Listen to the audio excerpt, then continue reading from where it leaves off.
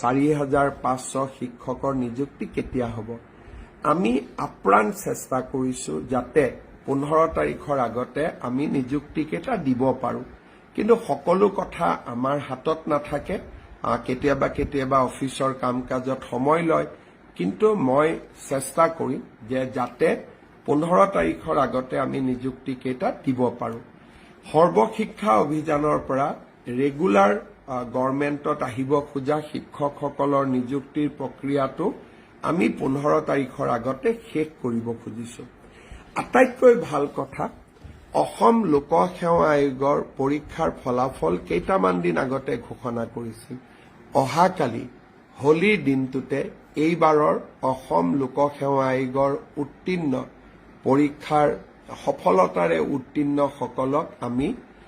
নিযুক্তি পত্ৰ বিতৰণ কৰিম সাধাৰণতে 2 মাহ সময় লাগে কিন্তু নিৰ্বাচনৰ অভিজ্ঞতা যাতে আমাৰ অফিচাৰ সকলে পাব পাৰে কাৰণ ইলেকশ্যনৰ এক্সপেৰিয়েন্স লোৱাটো অফিচাৰ সকলৰ বাবে বহুত প্ৰয়োজনীয় সেই কাৰণে মই নিৰ্বাচনৰ আগতে তেওঁলোকক নিযুক্তি দিব খুজিছো